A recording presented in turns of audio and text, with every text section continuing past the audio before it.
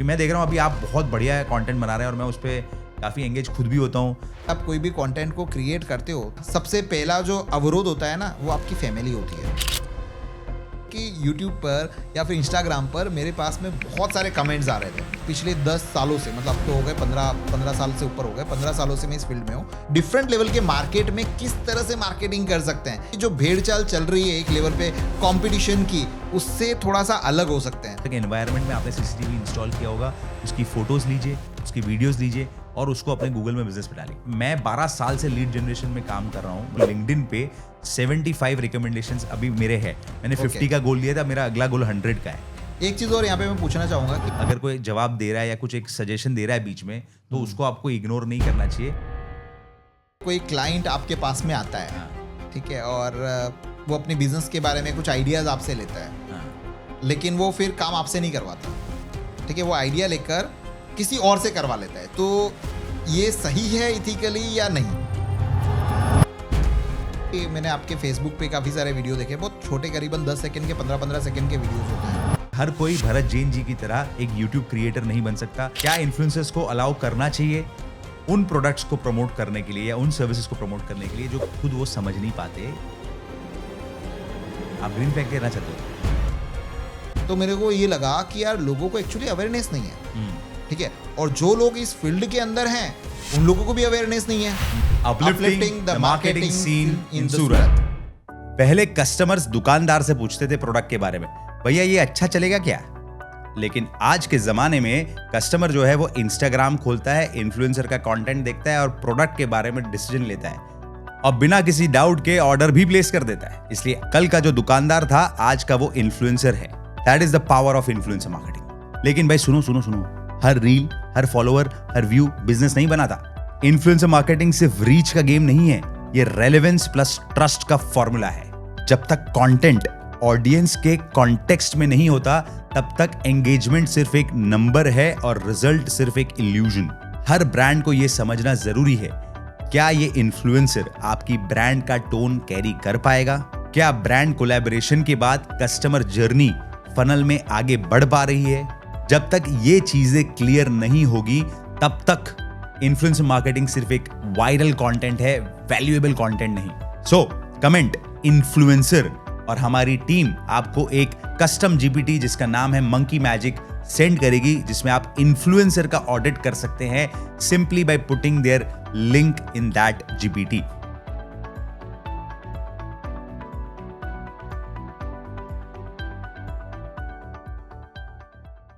Lights, camera, action. Welcome to the revolution. Welcome to the Palak Madhwani show.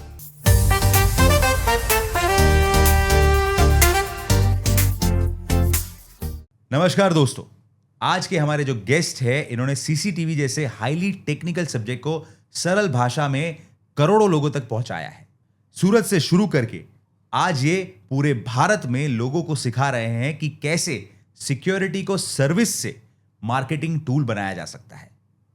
So, with more than 4,60,000 subscribers on YouTube, 70,000 plus followers on Instagram and 10,000 plus students trained across India, Bharat ji ने security को लोगों तक पहुंचाया है। पहले security को लोग optional समझते थे, लेकिन भरत जी ने जो मुहिम उठाई है, उससे सिक्योरिटी जो है आज मैंडेटरी बनती जा रही है और लोग प्रोएक्टिवली अपने ऑफिसेस हो या घर हो या फैक्ट्री हो या वेयरहाउसेस हो, वहां पे सिक्योरिटी को इंपॉर्टेंस भी दे रहे हैं और उस पर प्रोएक्टिवली मेजर्स भी ले रहे हैं। भरत जी ने अपनी रेप्यूटेशन को बिल्ड किया है सिर्फ प्रोडक्ट या सर्विसेज को सेल करके नहीं, बल्कि टेक्नोलॉजी को सिंप्लीफाई करके। So welcome mister Bharat Jain to the Palak Madhvani show. नमस्कार दोस्तों, मेरा नाम है भरत जैन और आज मैं आया हूं पलक माधवानी शो पर, और वो भी क्या, जी हाँ दोस्तों, मेरे इंस्टाग्राम अकाउंट, यूट्यूब पर, सोशल मीडिया पर काफ़ी सारे सवाल हैं अबाउट द मार्केटिंग को लेकर। सो मैं आज आ गया हूं और शुरू करते हैं आज के इस वीडियो को। जी हाँ, भरत जी के साथ ऐसे सवालों पे हम बात करने वाले हैं जो हर बिजनेस ओनर के दिमाग में होते हैं, तो रियल क्वेश्चंस को रॉ क्लैरिटी के साथ आंसर करेंगे। Welcome to the Palak Madhvani show. Thank you very much Palak भैया, मुझे यहाँ पर बुलाने के लिए। और सबसे पहले तो मैं मेरी जो भी ऑडियंस है, जो भी मुझे देख रहे हैं, तो मैं आज जहाँ पर बैठा हूँ उसके पीछे का रीज़न भी आप ही लोग हैं, क्योंकि यूट्यूब पर या फिर इंस्टाग्राम पर मेरे पास में बहुत सारे कमेंट्स आ रहे थे अबाउट द सिक्योरिटी के अंदर मार्केटिंग को लेकर। Yes. क्योंकि हम जहाँ तक अभी फिलहाल देख रहे हैं ना, तो हमारा जो बिजनेस है या फिर हमारा जो मॉडल है जो बिजनेस का सीसीटीवी का सब्जेक्ट है, उसके अंदर कंपटीशन बहुत नए लेवल तक पहुंच गया है। Right. बट ऑब्वियसली कि जहाँ पर अगर देखा जाए कि डिमांड से ज़्यादा अगर सप्लाई अगर हो जाए हाँ. तो वहाँ पर मार्केट के अंदर एक नए लेवल पे रेड ओशियन बन जाता है, मतलब हर कोई एक दूसरे को काट रहा है नए लेवल से।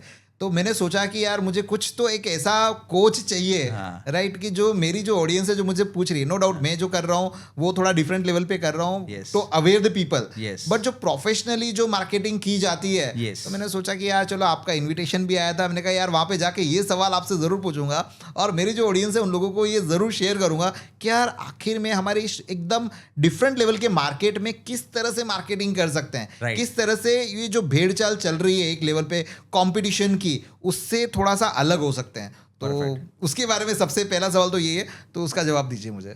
Thank you so much Bharat ji. और मैं आपको बताना चाहूँगा कि सीसीटीवी का फील्ड जो है या सिक्योरिटी का फील्ड जो है वो आपने लोगों को समझा के उनको आसान करके एक बहुत बड़ी एजुकेशन लेवल पे हेल्प करी है। और वहीं पे उसका एक प्रो ये है कि आप लोगों को ज़्यादा से ज़्यादा एम्पावर तो कर ही रहे हैं इस फील्ड में आगे बढ़ने के लिए, पर उसी की वजह से उसका एक कहीं ना कहीं रेड ओशन जो क्रिएट हो रहा है कि बहुत सारे लोग इसमें आ भी रहे हैं, पर जो एक्चुअल में सही सर्विस या सही क्वालिटी पे काम करेगा वही इसमें सर्वाइव करने वाला है 100%। अब अगर आप एज अ व्यक्ति एज अ सीसीटीवी बिजनेस में काम करते हैं, आप अपने अपने एथिक्स में और अपने फिलॉसफी में राइट है, बट आप लोगों तक पहुंच ही नहीं पा रहे हैं, तो कहीं ना कहीं सिर्फ बुक्स पे आप या अपने विचारों में अच्छे रह जाएंगे पर बिजनेस में वो कन्वर्ट नहीं होगा।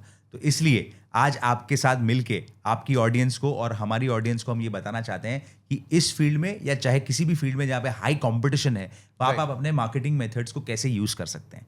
तो मार्केटिंग में इनोवेशन लाना बहुत ज़रूरी होने वाला है, पर हर कोई भरत जैन जी की तरह एक यूट्यूब क्रिएटर नहीं बन सकता या इतने अच्छे प्रोफेशनल वे में हाई एंड वीडियोस नहीं बना सकता, बिकॉज आप समझते हैं कि ये जो बिजनेस है इसमें मार्जिन्स आर गेटिंग श्रिंक्ड। तो there is an obvious chance कि जितना व्यक्ति बड़ा कॉस्ट लेके बैठ जाएगा तो वो उसमें सस्टेनेबल ही नहीं रह पाएगा। तो मैं उनको आज ऐसी टिप्स देने वाला हूँ, ऐसे तरीके देने वाला हूँ जिससे वो बहुत ही सरलता के साथ अपना मार्केटिंग कर पाएंगे और वो इम्पैक्टफुली रिजल्ट में भी कन्वर्ट होगा। तो सबसे पहला तरीका जो है वो है अपने बिजनेस को बड़े आसान और सरल भाषा में जो एंड कंज्यूमर है इसका उस तक पहुंचाना। उसके लिए आप सबसे इजी तरीका है यूट्यूब के वीडियोस या इंस्टाग्राम के वीडियोस का यूज़ कर सकते हैं, इन जनरल वीडियोस का यूज़ कर सकते हैं। और इसके लिए जो डिस्ट्रीब्यूशन चैनल्स है उसके लिए व्हाट्सएप स्टेटस, इंस्टाग्राम और यूट्यूब और गूगल में बिजनेस, ये 4 प्लेटफॉर्म्स है। गूगल में बिजनेस पे भी वीडियोस आप डाल सकते हैं और वहाँ पे आप बहुत बड़ा अपना प्रेजेंस क्रिएट कर सकते हैं। अब इसको और डिटेल में ब्रेक डाउन करते हैं। गूगल में बिजनेस को मैं शुरू से सबसे पहले लेना चाहूँगा। गूगल में बिजनेस में वीडियोस के साथ साथ आप अपने गूगल रिव्यूज़ पे भी काम कर सकते हैं। आप अपनी जो बिजनेस की लोकेशन है उसको वहाँ पे प्रॉपरली मेंटेन करके उस पर रेगुलर बेसिस पे अपने फोटोज़ और वीडियोस को डालें, जिसमें आप जो भी इंस्टॉलेशंस कर रहे हैं वो ज़्यादा से ज़्यादा उसको फोटोग्राफ करें और वीडियो खींचे उसका और उसको वहाँ पे डालें। अक्सर क्या होता है, सीसीटीवी तो इंस्टॉल कर रहा है, हर कोई सीसीटीवी इंस्टॉलेशन सेम ही दिखता है, तो मैं क्यों फोटो लूँ, ऐसा मत सोचिए। जितनी अलग अलग लोकेशंस होंगी, जितनी अलग अलग एनवायरनमेंट में आपने सीसीटीवी इंस्टॉल किया होगा, उसकी फोटोज़ लीजिए, उसकी वीडियोज़ लीजिए और उसको अपने गूगल में बिजनेस पे डालिए। इसके लिए आपको कोई बहुत ज़्यादा प्रोफेशनल हाई एंड वीडियोग्राफर की ज़रूरत नहीं पड़ेगी, आप अपने फ़ोन से भी ये आसानी से कर सकते हैं। सेकेंड स्टेप, आप इन सभी कस्टमर्स से गूगल रिव्यूज़ लेना ना भूलें। आप उनसे रिव्यूज़ लीजिए। आपके जो सबसे बड़े स्ट्रेंथ्स है, सिर्फ प्रोडक्ट कौन सी लेनी चाहिए इसका एजुकेशन देना ही आपका एक लास्ट पॉइंट नहीं होता है। उसके बाद उसकी सर्विसिंग होती है, उसका इंस्टॉलेशन होता है, जिसके आप बहुत अच्छा कोचिंग करते हैं, गाइड करते हैं। तो भरत जी के वीडियोस देख के वो लोग ये समझ सकते हैं कि भाई सीसीटीवी को इंस्टॉल करना है, उसमें क्या क्या चीज़ों को ध्यान रखना है। उसके बाद उसकी मार्केटिंग करिए। आपने मैं कहूँगा हर क्लाइंट को सेलिब्रेट करिए। हर क्लाइंट को आप बोलिए कि सर आपको हमारी सर्विसेज कैसी लगी, आप हमें गूगल रिव्यू पे आप उसका रिव्यू दीजिए।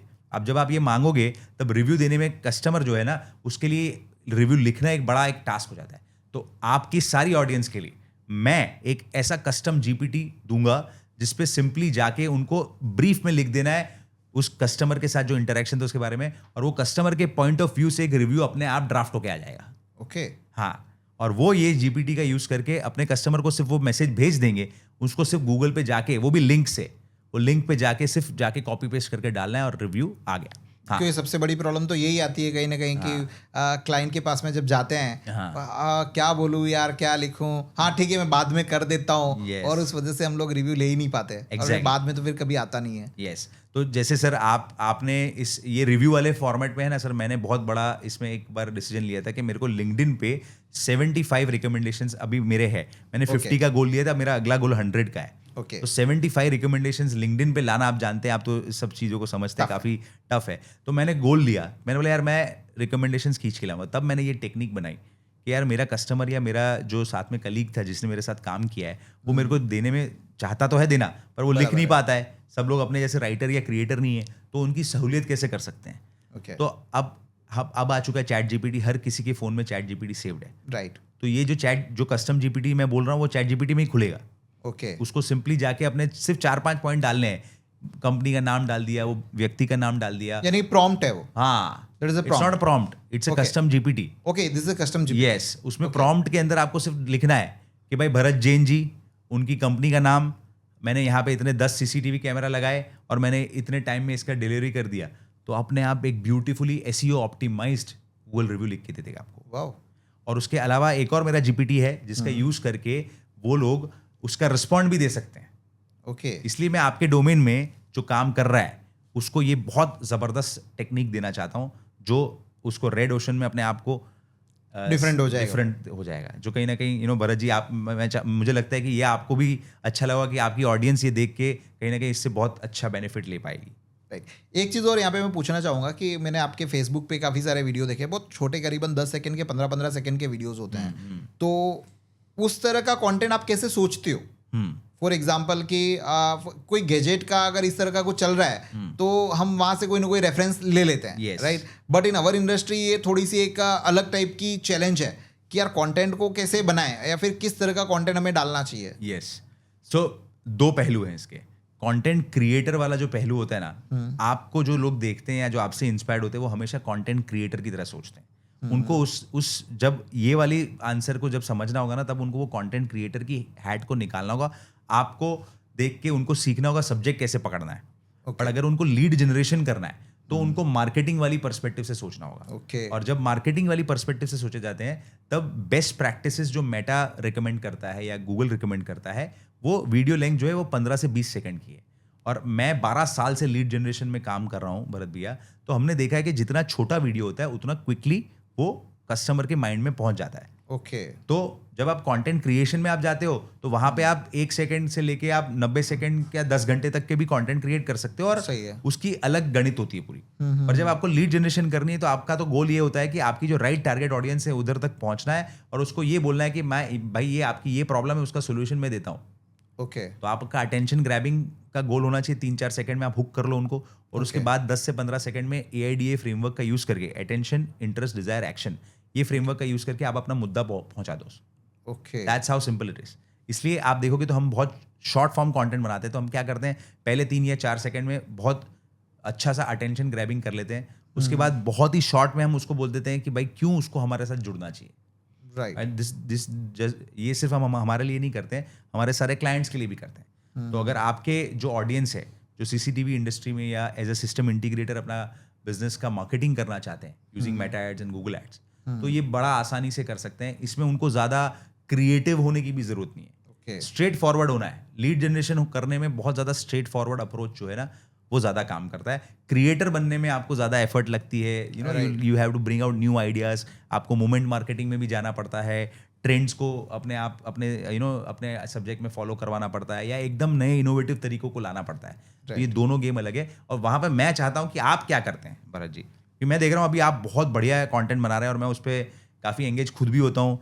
जैसे एक आपका कंटेंट अभी हमने देखा जिसमें आप समझा रहे हैं कि भाई कस्टमर का जो रिलेटिव है, वो रिलेटिव अगर कोई जवाब दे रहा है या कुछ एक सजेशन दे रहा है बीच में, तो उसको आपको इग्नोर नहीं करना चाहिए, उसको अच्छे से हैंडल करना चाहिए। तो उस तरह के वीडियोस के बारे में आपकी अप्रोच कैसी है और आपने ये कैसे डिसाइड किया कि मैं इस पे जाऊं? देखिए, अब इसके बारे में एक थोड़ी सी बड़ी सी कहानी है। अच्छा, please छोटी तो बताइए। नहीं है, थोड़ी बड़ी है। बताइए सर। जब मेरे सामने ये जो चैलेंज आई, जो मैंने पहले आपको सवाल पूछा था कि मैं भी पिछले 10 सालों से, मतलब अब तो हो गए 15 साल से ऊपर हो गए, 15 सालों से मैं इस फील्ड में हूँ, लेकिन 2018 में मैं बहुत ही मतलब परेशान हो गया था। यही चीज़ों को लेकर, क्योंकि यार 10 साल का उस टाइम पे मेरे पास में एक्सपीरियंस था। मैंने 2008 में शुरू किया था और हमारी कोई वैल्यू ही नहीं थी, मतलब कि सिर्फ जो नीचे जो कोटेशन देते नीचे जो अमाउंट हो ना उसी के बेस पे सिलेक्शन हो जाता था। ओके, मैंने कहा कि यार इस तरह से तो मैं कब तक सर्वाइव करूंगा, मुझे कुछ तो डिफरेंट करना पड़ेगा मार्केट से। तो मैंने सोचा कि यार अब क्या करूं, तो मेरे दिमाग में एक सवाल आया था कि हाँ, इसके साथ मैं आपको एक चीज़ बताऊं कि मैं जब भी कोई प्रॉब्लम में फंसता हूं ना, तो मैं किसी और के पास में तो जाता हूं, लेकिन उससे पहले मैं अपने आप से खुद से सवाल पूछता हूं। और 3 बार वाई अगर आप आपसे पूछोगे ना, तो आपको आपके सवाल के जवाब आपसे ही मिलेंगे। परफेक्ट। क्योंकि आप ही एक वो इंसान हो जो आप अपने खुद को जानते हो, आप क्या कर रहे हो, आप क्या करना चाहते हो, कोई और उसको बता ही नहीं पाएगा। Right. वो अपना सिर्फ सुझाव दे पाएगा उसके एक्सपीरियंस के बेस पे। Right. लेकिन आप क्या करना चाहते हो वो कोई नहीं है। आप पूछो कि यार मेरे साथ में ऐसा क्यों हो रहा है, वाई, तो आपको आंसर मिलेगा यार मैं ऐसा नहीं कर पा रहा हूँ। फिर वो जगह तू ऐसा क्यों नहीं कर पा रहा, तो फिर अगर एक जवाब आएगा कि यार मैं एक्चुअली क्या है थोड़ा लेट उठता हूँ। बोले कि लेट उठता है, बोले यार रात को थोड़ा लेट सोता हूँ। तो आंसर मिल गया, बस उसके ऊपर आप काम करना शुरू करो। Perfect. तो आपकी जो प्रॉब्लम है उसके सॉल्यूशन आ जाते हैं। तो मैंने इसी तरह से अपने आप से पूछा वाई, तो मेरे को ये लगा कि यार लोगों को एक्चुअली अवेयरनेस नहीं है, ठीक है। और जो लोग इस फील्ड के अंदर हैं उन लोगों को भी अवेयरनेस नहीं है कि यार ये चीज़ किस तरह से की जाती है, कितना प्रॉफिट ऑफ मार्जिन रखना चाहिए ताकि वो आगे जाके सर्वाइव कर पाए, क्लाइंट को एक अच्छी सर्विस दे पाए। वो उनकी कैलकुलेशन बस शॉर्ट टर्म की होती है, भाई मैंने 10,000 रुपये का माल बेचा, 1,000 रुपये मैंने कमाए, फिनिश। जबकि उसको 1 साल तक की सर्विस देनी है, उसके पीछे कितनी कॉस्ट लगेगी वो उसकी कैलकुलेशन में आता ही नहीं है। तो सबसे पहले मैंने ये सोचा कि यार मुझे इस चीज़ को लोगों को अवेयर करना पड़ेगा। और 2018 में आपको पता है 2015 में जब जियो फ्री हुआ था तो वीडियो का कंजप्शन हमारे मार्केट में काफ़ी बढ़ गया था। सो आई स्टार्टेड, बोले यार मैं वीडियो बनाऊंगा, ठीक है। और मैं वीडियो बनाता गया। अब मैंने 1 वीडियो बनाया, 2 वीडियो बनाए। तो बट वैसे कि जब भी आप कोई भी कंटेंट को क्रिएट करते हो तो वहाँ पर सबसे पहला जो अवरोध होता है ना वो आपकी फैमिली होती है। फिर दूसरा आता है आपके फ्रेंड्स एंड रिलेटिव आते हैं। तो और वो भी कोई रॉन्ग इंटेंशन से आपको नहीं रोक रहे होते हैं। सपना तो आपने देखा है कि आपको क्या करना है, आपको क्या डिलीवर करना है, लेकिन उनकी समझ में नहीं आ रहा। राइट। तो आपको वो कंसिस्टेंट थोड़ा सा लगेगा, लेकिन आपको कंसिस्टेंट रहते हो तो फिर धीरे धीरे जब मेरे साथ में भी ऐसा ही हुआ जैसा बाकी सब लोगों के साथ में होता है। तो यहाँ पे मैं एक पॉइंट खाली बोल देता हूँ। जब आपने शुरू किया ना तब ये इतना ग्लैमरस नहीं था। अब ये इतना ग्लैमरस हो गया है कि जैसे आज मैं कंटेंट बना रहा हूँ तो मेरे फैमिली वाले बहुत एनकरेज करते हैं। बट आप बहुत सही कह रहे हैं कि उस टाइम पे फैमिली वाज लाइक यार ये क्या कर रहा है, ये क्या कर रहा है। मतलब कि आज वो देखेंगे उस चीज को तो they will be proud of you. Actually क्या था उस टाइम पे, एक चीज और शेयर करूँ, क्योंकि ऑनलाइन पैसा बनता है, ऑनलाइन आप कुछ कर सकते हो, ऐसा कुछ था ही नहीं। लोग सोच ही नहीं, बोले कि यार ये तो ऐसा कोई पैसा मिलता होगा क्या, जैसे वीडियो बना देने से या फिर कुछ लिख देने से या फिर कुछ पोस्ट कर देने से पैसा आता है। बोले ये सब उल्लू बनाने वाली बातें हैं ये सब। और आपके आसपास में कोई ऐसा यूट्यूबर या फिर कंटेंट क्रिएटर था ही नहीं कि जिसको आप देख पाओ कि यार देखो इसने पैसा बनाया, इसने अपना नाम बनाया, इसने अपना बिजनेस बनाया सोशल मीडिया का यूज करके। तो बट वैसे लोग ट्रस्ट नहीं कर पाए। Absolutely. तो वो उस टाइम का वो वक्त था उस टाइम का। और फिर बट वैसे कि मैंने उस चीज़ को, उस जर्नी को शुरू रखा और देखते ही देखते 2020 के बाद में मेरे वीडियोस वायरल होने लगे और मैं वहाँ तक पहुँचा। लेकिन जब भी आप कोई चीज़ शुरू करते हो तो उसके अंदर एक ग्राफ बनता है, जिग जैक, यानी कि आप अप गए फिर आप डाउन आओगे ही आओगे। कभी ऐसा नहीं होगा कि आप अप जा रहे हो और अप ही जा रहे हो, आपका डाउनफॉल भी आता है। लेकिन जैसे आपको ये पता चलता है कि आपका वहां पर डाउनफॉल आने वाला है या फिर उस पर्टिकुलर कंटेंट का सैचुरेशन आ रहा है, तब आपको दूसरा डिसीजन लेना होता है, दैट इज अपग्रेड करना होता है कि आखिर में मार्केट में ट्रेंड क्या चल रहा है। पहले यूट्यूब चल रहा था, तब शॉर्ट्स रील जैसा कुछ था ही नहीं, यानी छोटे वीडियोस के लिए कोई जगह नहीं थी। इंस्टाग्राम उस टाइम पे सिर्फ ऐसा माना जाए कि सिर्फ पोस्ट और उसी के ऊपर फोकस करते थे, वीडियोस के ऊपर उनका फोकस कभी भी नहीं था। राइट। लेकिन धीरे धीरे टिकटॉक आया। टिकटॉक ने एक पूरी की पूरी चेंज लाया उसके अंदर की small content, funny content. Right. तो मैंने सोचा यार मेरी इंडस्ट्री में मैं ऐसा क्या कर सकता हूँ। तो फिर मैंने क्या किया कि मैंने एजुकेशन वाले कंटेंट बनाने शुरू किए इनिशियल लेवल पे। लेकिन मैंने ये देखा कि यार मेरे जो एजुकेशन वाले जो बड़े वीडियोस है वो अच्छे चल रहे हैं, लेकिन छोटे वीडियोस पे मुझे एंगेजमेंट नहीं मिल रही, क्योंकि वहां पर ऑडियंस क्या देख रही है, ऑडियंस इंस्टाग्राम पे आती क्यों है, रील्स देखने के लिए, वो एंटरटेन होने के लिए आती है।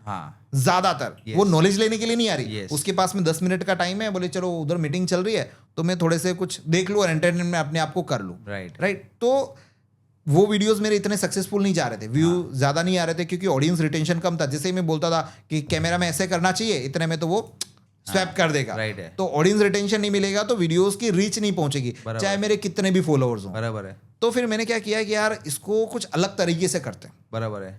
और फिर मैंने इसको थोड़ा ड्रामेटिकल करना शुरू किया, ओके, क्योंकि मैं हमेशा अपने कंटेंट के अंदर वेरिएशन लाता हूँ, बराबर है, यानी कि अपने कंफर्ट जोन से बाहर निकलता हूँ। Perfect, ड्रामा मुझे नहीं आता, कॉमेडी मुझे नहीं आती है, मैं उसके लिए नहीं बना, बराबर है, लेकिन मुझे उस कंफर्ट जोन से बाहर तो निकलना है, बराबर है। और मुझे अपने कंटेंट Challenge के किया अंदर, आपने अपने राइट, तो मैंने सोचा यार चलो कुछ करते हैं। तब अभी ये जो आप पिछले करीबन 1 साल से मेरे वीडियोस देख रहे होंगे इंस्टाग्राम पे, मैं पिछले 1 साल से थोड़ा एक्टिव हुआ हूँ, तो जो वीडियो देख रहे होंगे उसके अंदर थोड़ा कॉमेडी फील आता है, सरकेज़म आता है, तो मैंने उस स्टोरी के थ्रू लोगों को समझाना शुरू किया, और लोग फिर उस कंटेंट को लाइक कर रहे हैं। मतलब अपने यहाँ पर क्या देख सकते हैं इस चीज़ के साथ में, कि समय समय के साथ में जैसा ट्रेंड चल रहा है वैसा आपको थोड़ा फ्लेक्सिबल होना पड़ेगा। जब आप फ्लेक्सिबल होंगे, अपने कंफर्ट जोन से बाहर निकलेंगे, कंटेंट ऑटोमेटिकली चलेगा। फैंटास्टिक। सो यही बात है, एज ए कंटेंट क्रिएटर अगर आप अपना करियर बना रहे हैं या कंटेंट क्रिएटर की तरह आप अपने आप को आगे ले जाना चाहते हैं, तो Bharat Jain is perfect reference और परफेक्ट लर्निंग स्पेस, जहाँ पे आप अपने आप को देख सकते हैं और सीख सकते हैं, चाहे फिर आप किसी और फील्ड के भी हो। और वही अगर मैं सीसीटीवी और सिक्योरिटी की अगर बात करूं, तो वो आप अपने कंटेंट के द्वारा उनको अपने बिजनेस के लिए भी एडुकेट कर रहे हैं, तो दोनों चीज़ें हो रही है, वैल्यू क्रिएशन अल्टीमेटली हो रहा है, and that is why people are watching, subscribing, following and sharing the content. Right. तो अगले सवाल की तरफ बढ़ते हैं। अब भरत जी, अगले सेगमेंट को मैं आपके लिए इंट्रोड्यूस कर देता हूँ। इस सेगमेंट का नाम है रेड फ्लैग ग्रीन फ्लैग। इसमें मैं आपको एक सवाल पूछूंगा, मतलब ये सवाल जो है हमारी टीम ने क्यूरेट किए हैं, इस सवाल के ऊपर आप भी अपना ओपिनियन रेड फ्लैग या ग्रीन फ्लैग से दे सकते हैं। अगर आप इससे अग्री करते हैं तो आप ग्रीन फ्लैग रेज करेंगे, और अगर आप डिसअग्री करते हैं तो आप रेड फ्लैग रेज करेंगे, और फिर उसके ऊपर अपन बात करेंगे। That's the segment. So let's get started with the red flag green flag segment. और आपके पास भी अपने रेड फ्लैग ग्रीन फ्लैग आ चुके हैं। सो ये हमारी टीम का एक ओपिनियन है। इन्फ्लुएंसर्स क्या इन्फ्लुएंसर्स को अलाउ करना चाहिए उन प्रोडक्ट्स को प्रमोट करने के लिए या उन सर्विसेज को प्रमोट करने के लिए जो खुद वो समझ नहीं पाते, या उनका डोमेन जो है उस प्रोडक्ट या सर्विस से लेना देना नहीं है। आप ग्रीन फ्लैग कहना चाहते हो?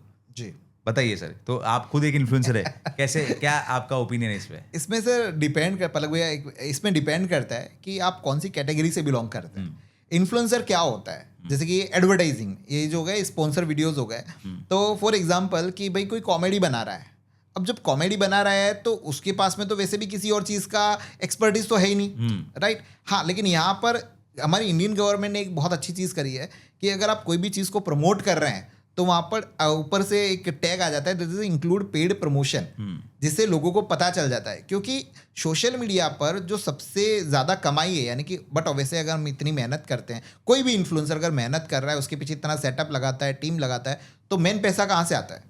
यूट्यूब से इतना, राइट। यूट्यूब इतना बड़ा पैसा नहीं देती जिसकी वजह से इतना सब कुछ हो पाए, राइट। तो ब्रांड से आता है। अगर वो ब्रांड के प्रमोशन नहीं करेगा बराबर, तो फिर उसकी ये सब चीजें चलेगी कैसे, राइट। तो ये बहुत जरूरी भी है। हाँ, लेकिन मैं इतना जरूर कहना चाहूंगा, इसमें एक जगह पे रेड फ्लैग आता है जिसमें आपकी कोई एक्सपर्टीज ही नहीं है, और इसके बावजूद आप उसका रिव्यू कर रहे हो और उसको गलत बता रहे हो, राइट, तो फिर वहां पे रेड फ्लैग होना चाहिए। तो ये थोड़ा कंडीशनल है। मेरा रेड फ्लैग का यही साइंस था कि इसमें दो पहलू है, इसको अपन ब्रेक डाउन कर देते हैं अपनी ऑडियंस के लिए। आप एक ब्रांड हो, अगर एज ए ब्रांड आप इन्फ्लुएंसर को सिलेक्ट करने निकले हो, तो उसके पहलू क्या होंगे? एक पहलू होता है जो नीश बेस्ड इन्फ्लुएंसर्स है, राइट। जैसे मिस्टर भरत जैन। तो अगर हम सिक्योरिटी की बात करें या हम सीसीटीवी की बात करें, सिस्टम इंटीग्रेटर की बात करें, इन सब डोमेन में भरत जैन जो है वो नीश बेस्ड इन्फ्लुएंसर है। अगर आप इस कैटेगरी की ब्रांड है तो आपको भरत जैन को ही चूज करना चाहिए, ट्रू, और वो आपके लिए ज़्यादा स्ट्रैटेजिकली राइट होगा।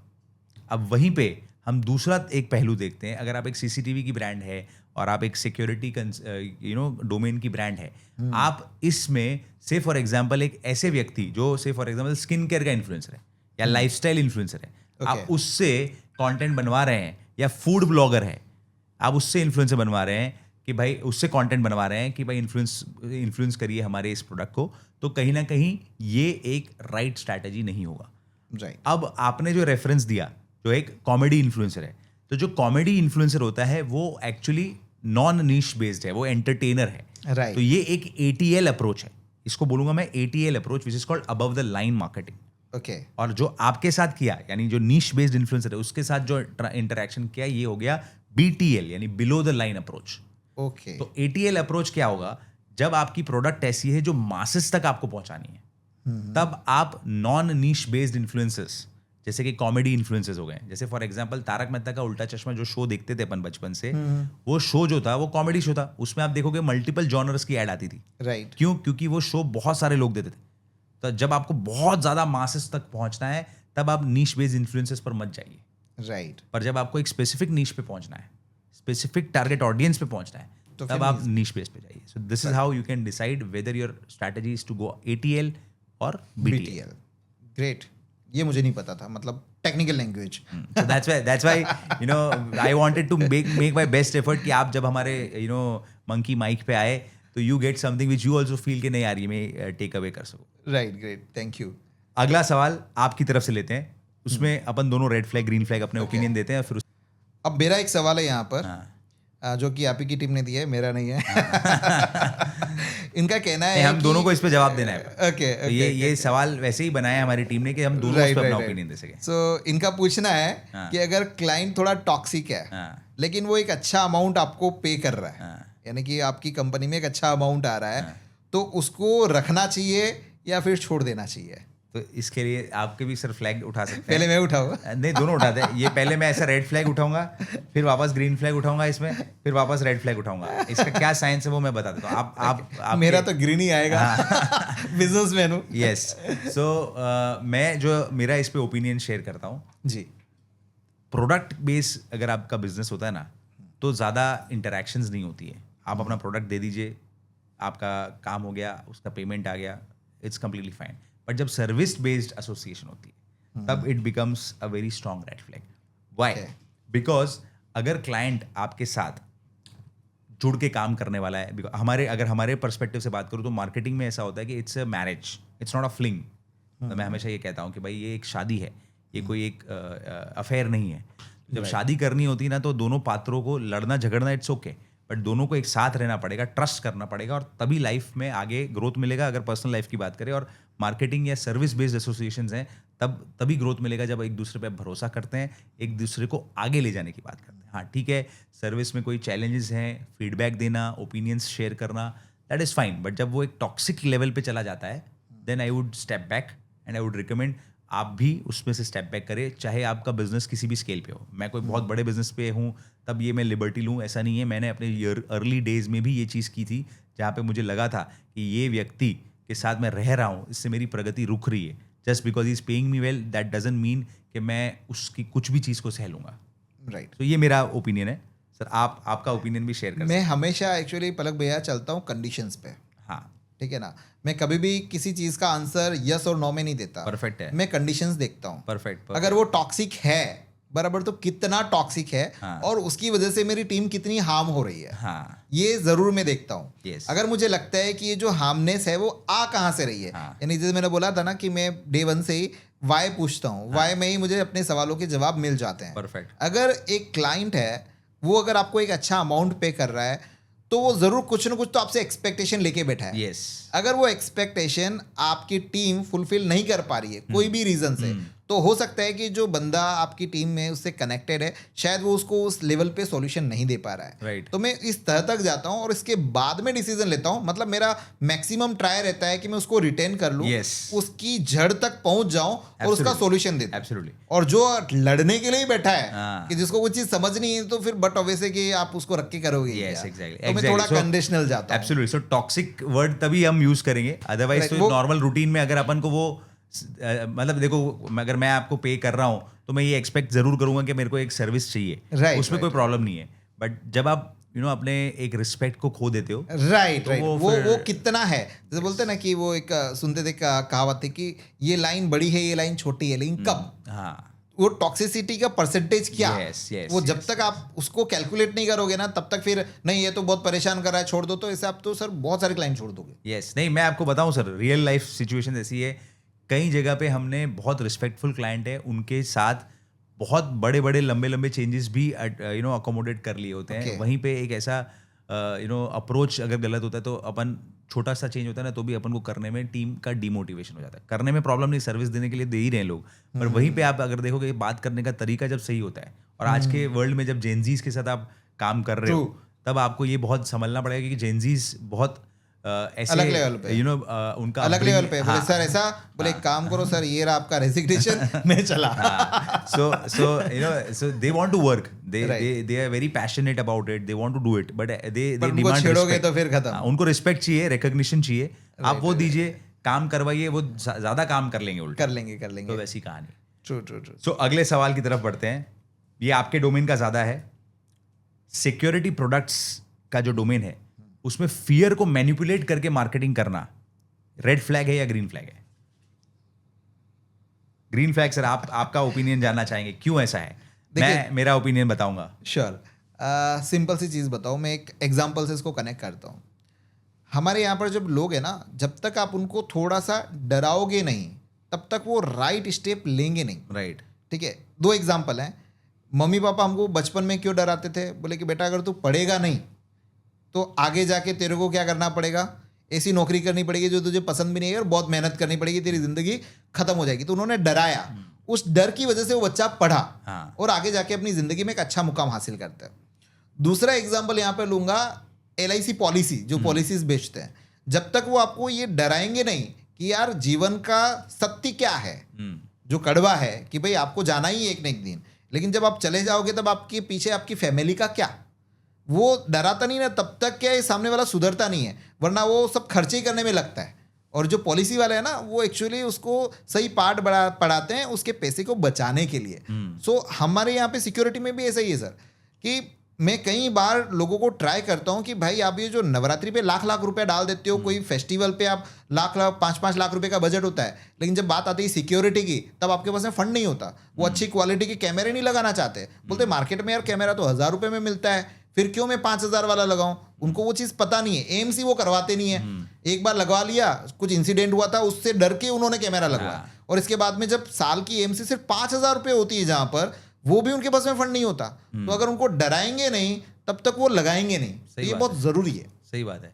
तो आई थिंक फियर को मैनिपुलेट करना कहीं ना कहीं आपके डोमेन में should be a green flag. I think I realise that कहीं ना कहीं एज अ मार्केटर मेरे लिए वो मुश्किल हो जाता है, बट मुझे लगता है कि ये चीज़ को उस पहलू से देखा जाए, उस अर्जेंसी से देखा जाए कि इसके क्या इम्पैक्ट हो सकते हैं अगर इसको सीरियसली ना लिया गया। तो डेफिनेटली फियर को उस तरह से प्रेजेंट करना चाहिए। एंड अगर मैं भी इस तरह के डोमेन की मार्केटिंग जब करूंगा तो मैं इस चीज़ को उस तरह से हैंडल करूंगा। इनफैक्ट मैं उस पर फिर अब और आगे चला जाऊंगा। मैं ऐसा सोच रहा हूँ, मेरे आइडियाज़ ऑलरेडी माइंड में आने लगे हैं, I share that with you as well. Sure. तो अगले सवाल की तरफ बढ़ते हैं। आप बताइए, अगले पॉइंट को बताइए जिसमें अपन red flag green flag raise करेंगे।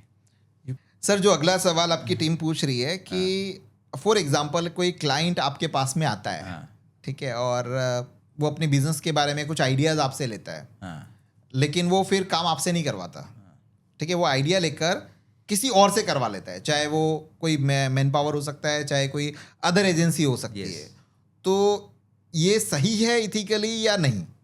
सो मैं इस पर रेड फ्लैग देता हूँ। ओके। और बट हाँ, मैं इससे डरता नहीं हूँ। ऐसा बहुत बार होता है, इट्स कम्प्लीटली ओके। मतलब for me it is okay, for the client who is doing it, it is on his conscience, उसके अंदर से उसको कैसा फील होता है उसके ऊपर है। मैं ऐसा नहीं करता हूँ। अगर पर्सनल लेवल पे मुझे कोई ऐसा कहेगा तो मैं ऐसा नहीं करता। अगर मैं मेरी बात करूँ तो स्कूल में एक बार ऐसा भी हुआ है मेरे साथ कि मेरे को एक आंसर नहीं पता था एग्जाम में, और मेरे आगे वाली सीट पे एक बंदा था, वो हटा और मुझे वो आंसर दिख गया, मैंने नहीं लिखा था answer. So that's how I treat this principally. But अगर से फॉर एग्जाम्पल मैंने कोई आइडिया दिया और वो क्लाइंट को आइडिया अच्छा लगा और उन्होंने उस पर इम्प्रोवाइजेशन करके इन हाउस टीम से या किसी और एजेंसी से करवाया, तो कहीं ना कहीं मैं ये हार मानूंगा या मेरी एक कमी मानूंगा कि वो मैं उनको जीत नहीं पाया। तो मैं इसको ऐसे देखूंगा।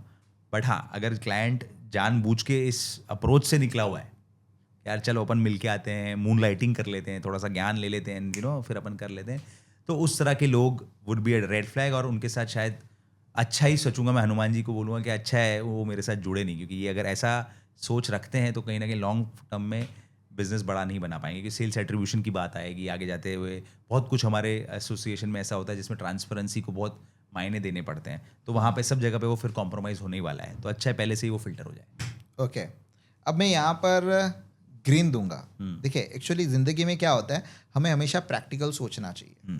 ठीक है, अब फॉर एग्जांपल मैं कहीं पे जाता हूँ, मैं अपना ही एग्जांपल लेता हूँ। मैं कहीं गया और मैंने किसी से बात करी कोई चीज़ को लेकर, भाई मेरी मार्केटिंग को लेकर, या फिर मेरे पास में जो भी टास्क था उसको लेकर, और सामने वाले ने मुझे आइडिया दिया। ठीक है, अब मैं वहाँ से वापस आ रहा हूँ, इसके पीछे के 2 रीज़न हो सकते हैं।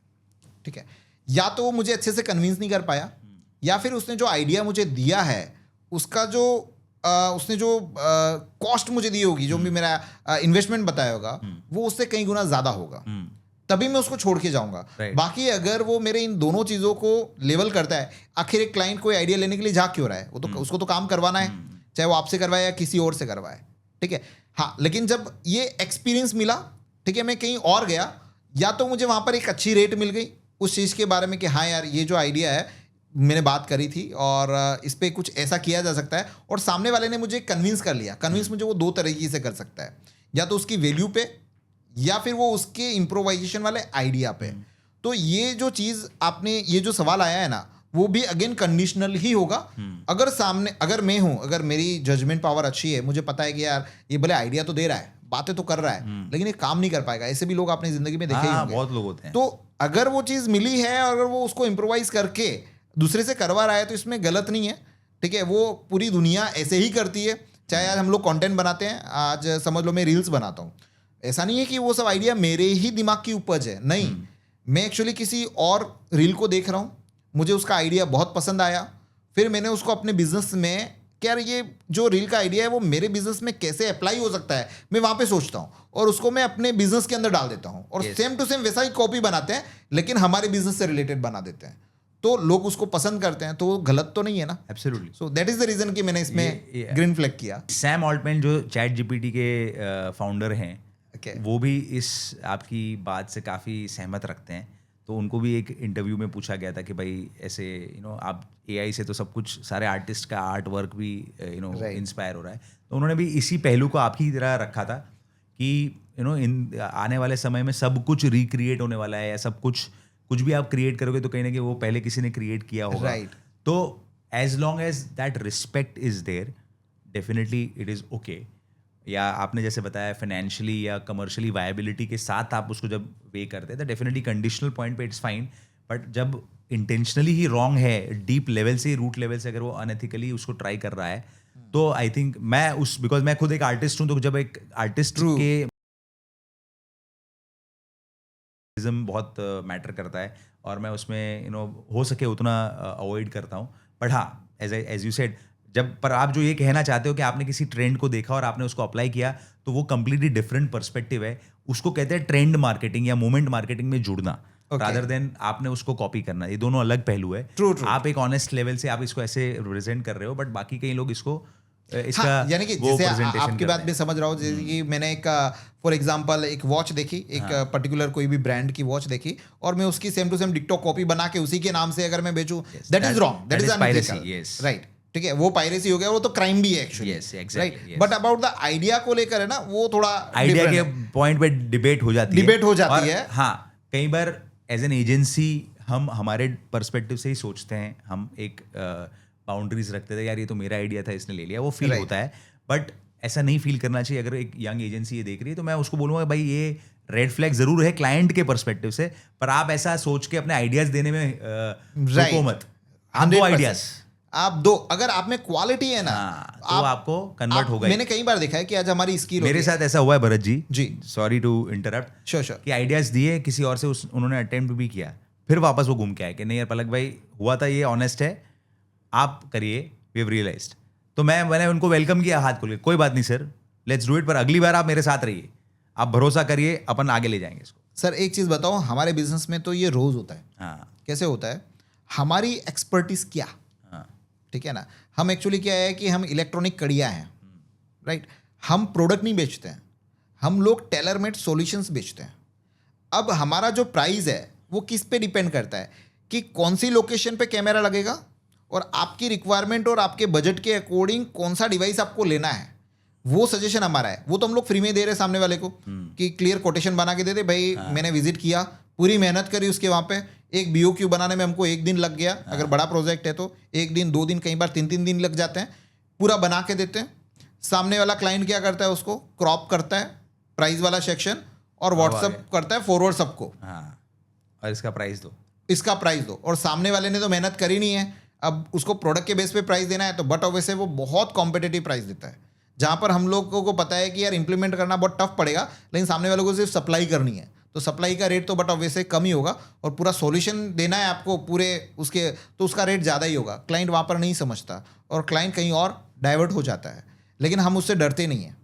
मुझे पता है कि वो आज नहीं, वो कल मेरे पास में वापस आएगा। परफेक्ट, इतना हम अपने ऊपर भरोसा रखते हैं। Perfect. तो ये चीज हम रोक भी नहीं सकते, ये चीज होनी है। हाँ, होनी है। अगर आप भी अगर किसी के क्लाइंट हो तो आप भी ऐसा करोगे। और लॉ ऑफ एवरेजेस को फॉलो करने का यहाँ पे Right, मैं आपको बता देता हूँ लॉ ऑफ एवरेजेस क्या है सर। आप जितने ज्यादा लोगों तक मिलोगे, जितनी ज्यादा कोटेशंस भेजोगे, उतने ज्यादा एंड में कस्टमर्स बनेंगे आपके। राइट इस पे लग के काम करो, बस बाकी that's it. छोड़ना सोचना छोड़ दो। यहाँ पे एक और GPT मेरे पास है आपके लिए। ओके, आपकी ये जो कोटेशन बनाने में जो इतना टाइम लगता है ना, मैं आपको ऐसा एक कस्टम GPT बना के दे सकता हूँ, जिसमें आप कुछ चीजें डालेंगे और पूरा कोटेशन बन के अपने आप AI से आ जाएगा। Okay, yes, that's great. For you I can help you build that and you can use it for your own purpose, या आगे आप श्योर, 100% इसके बारे में जरूर बात करेंगे। यस। भरत जी, अगला सेगमेंट ऐसा है कि आपने जो हमारे साथ जो समय इन्वेस्ट किया है उसके अगेंस्ट में आपको ROI मिल सके, ऐसे सजेशन देना है और उस पर ब्रेनस्टॉर्म करना है। तो ये एक्सक्लूसिव सजेशन भरत जी आपके लिए जो मैंने प्रिपरेशन की है वो ये है कि एक सबसे पहला, Bharat Jain recommended / verified network of CCTV vendors. सबसे बड़ा मैंने आपका स्टडी किया, अगले आपके इतने बड़ा आपका कम्युनिटी है, 460K plus subscribers on YouTube, Instagram के फॉलोअर्स अलग से, इतने सारे स्टूडेंट्स हैं आपके, तो आप एक कम्युनिटी के साथ जुड़े, आपने अपनी कम्युनिटी बना दी। Bharat Jain it's a community now.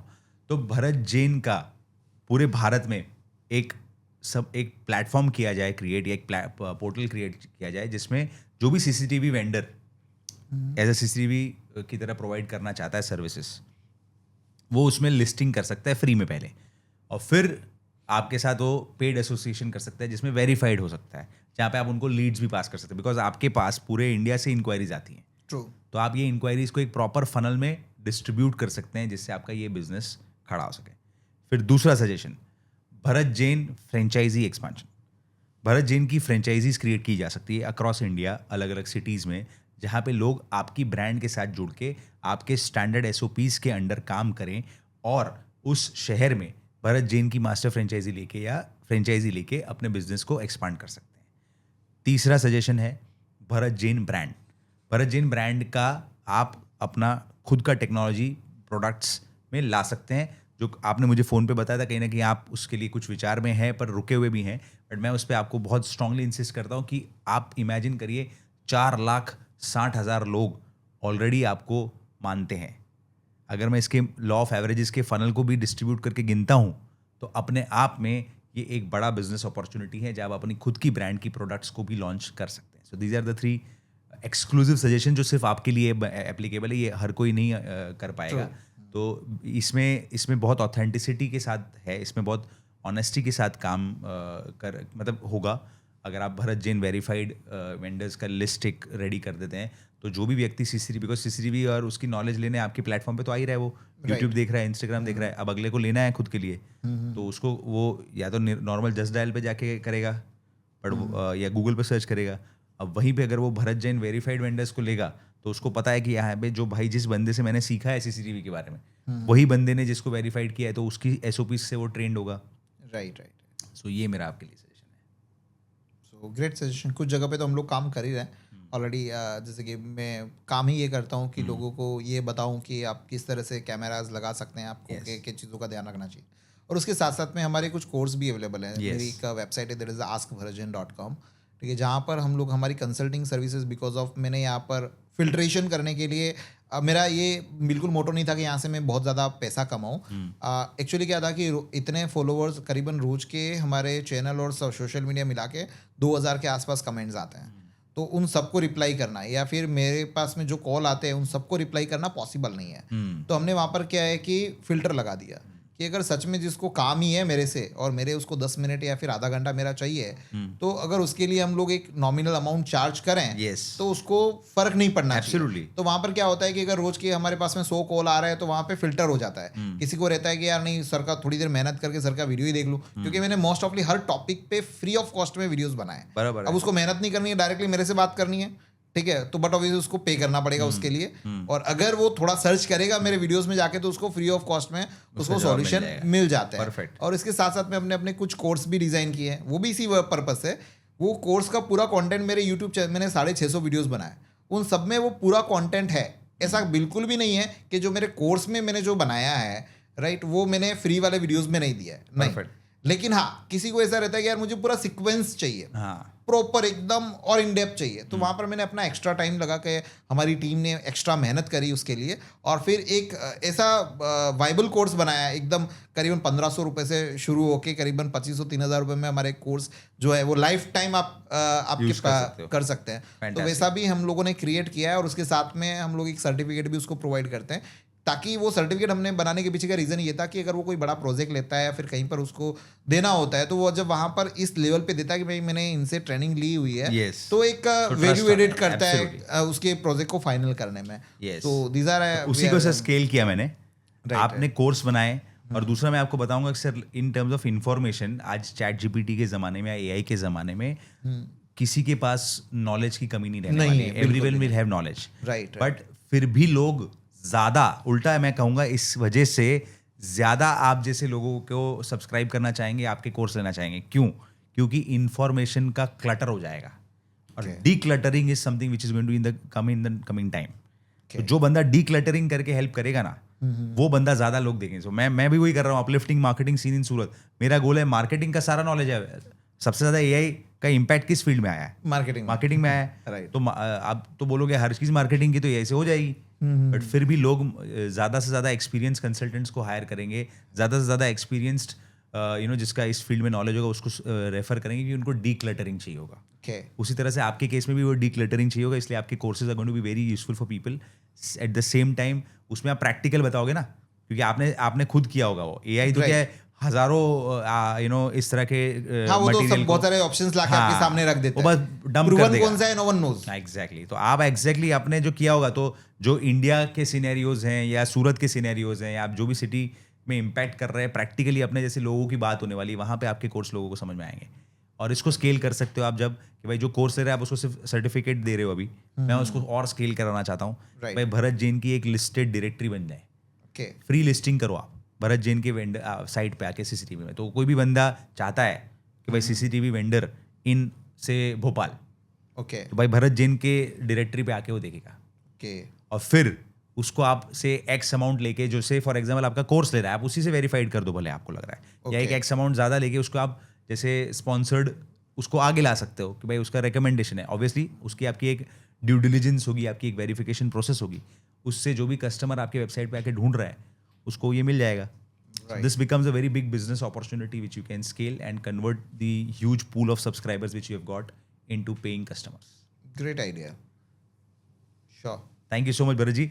अगला सेगमेंट जो है उसमें ये है कि आपका अनुभव कैसा रहा द पलक माधवानी शो में आज हमारे साथ बैठ के मंकी माइक पे, आपने क्या फील किया, what was good, what is your takeaway, और हमारे लिए कुछ शुभकामनाएं हैं तो आप वो शेयर कर सकते हैं। श्योर। एक्चुअली बस मुझे काफ़ी अच्छा लगा। सबसे पहली बात तो आपने जब मुझे इनवाइट किया, और मैं खुद चाहता था अपनी ऑडियंस के लिए कुछ ऐसे कंटेंट डिलीवर करूं जहां पर जो मार्केटिंग के एक्सपर्ट्स हैं वो आके अपनी राय दें। ठीक है, मैं अपने हिसाब से जो मेरा अपना एक्सपीरियंस है उस हिसाब से तो मैं अपनी ऑडियंस के साथ में शेयर करता ही रहता हूं, लेकिन होता है ना कि भाई हर एक चीज़ का एक एक्सपर्ट होता है। आज मैं सीसीटीवी इसमें टेक्निकल में काफ़ी अच्छी चीज़ें बता लेता हूँ, Absolutely. ठीक है। तो same as it is marketing में जो लोगों को हडल सी, मुझे ऐसा लगता है कि आज हमारा जो भी कन्वर्जेशन हुआ है लोगों को काफ़ी कुछ सीखने के लिए मिला है। Yes. इवन मैं भी काफ़ी सारी चीज़ें आपके यहाँ से लेके जा ही रहा हूँ, राइट। काफ़ी कुछ नॉलेज थोड़ा सा अलग लेवल से, मतलब मैं कुछ ऐसे सोच रहा था लेकिन आपने कुछ और मुझे तरीके बताए। Yes. तो ज़रूर मैं आगे आने वाले समय के अंदर इन सब चीज़ों के ऊपर काम करूँगा।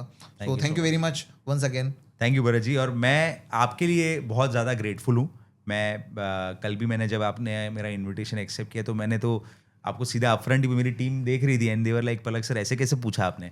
तो मैं तो बहुत ऑनेस्ट हूँ अपने बारे में। अभी हमारी जो ग्रोथ जर्नी है द पलक माधवानी शो तो शुरू ही हुआ है, और आप ऑलरेडी एक अच्छे मुकाम पे हैं इस फील्ड में, और फिर भी आपने इस इनविटेशन को एक्सेप्ट किया बिना किसी संकोच के, तो मुझे ऐसा लगता है कि मुझे इस चीज़ का धन्यवाद हमेशा रहेगा, जीवन भर रहेगा। और मैंने आपको कल भी बताया कि ये मेरे लिए भी एक इंस्पिरेशन है कि कल को उठ के मैं किसी एक स्टेज पे पहुंचूंगा तो कोई स्टार्ट कर रहा होगा, उसको मैं भी एनकरेज करूंगा, उसको मैं भी सपोर्ट करूंगा। And I am really grateful for that. Thank you so much Bharat ji for coming to the Palak Madhvani show.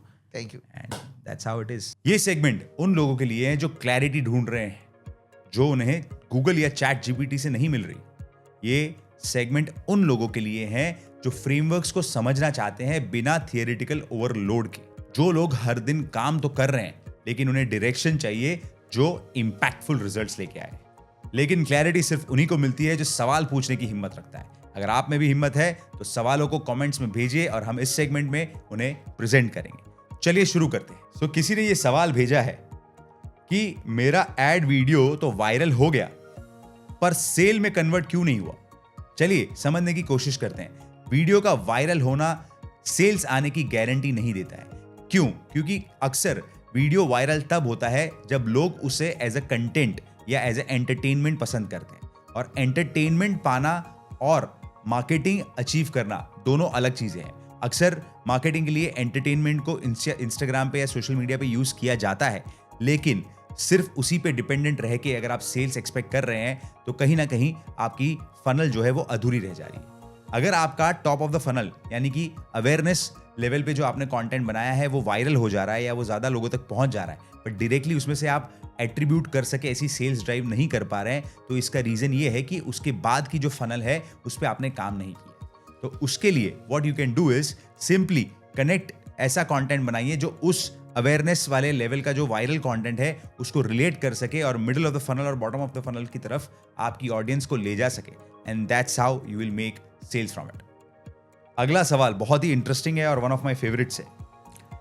एक व्यक्ति है जो सेल्स में अपने करियर को आगे बढ़ाना चाहते हैं, तो वो कह रहे हैं कि ड्रीम कंपनी में काम करना है तो मैं कैसे पिच करूं कि मुझे जॉब मिल जाए वहां पर। चलिए मैं एक बहुत अमेजिंग तरीका बताता हूं। से फॉर एग्जाम्पल आप कंपनी ए में काम करना चाहते हैं और कंपनी बी उसकी एक प्रोस्पेक्ट हो सकती है, तो आप कंपनी बी के पास जाइए और उसे कहिए कि मैं कंपनी ए की प्रोडक्ट या सर्विस आपको देना चाहता हूं, और ट्रांसपेरेंटली उनको बताइए कि मैं कंपनी ए में अभी जॉब कर नहीं रहा हूं पर मैं करना चाहता हूं।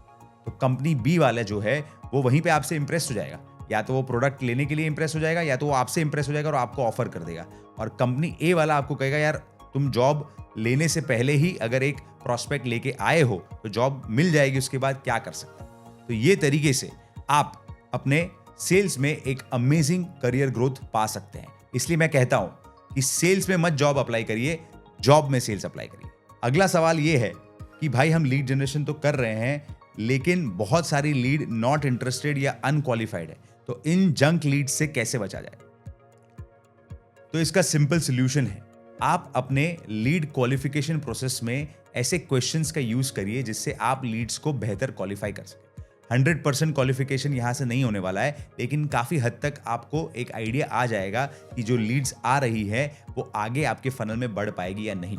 तो इसलिए मैं कहता हूं कि use a qualifier question in your form which will help you to avoid और minimise the incoming of junk leads. Thank you. आज एक बिजनेस ओनर जो होता है ना, उसके लिए सीए वाली जो सारी चीजें हैं यानी अकाउंटिंग की जो सारी चीजें हैं, चाहे वो इनकम टैक्स हो चाहे वो जीएसटी हो, वो एक बहुत सीरियस सब्जेक्ट होता है। तो यहाँ पर अक्सर ऐसा होता है कि वो डरा हुआ रहता है, तो वो चाहता है कि उनको एक ऐसा हाथ मिले,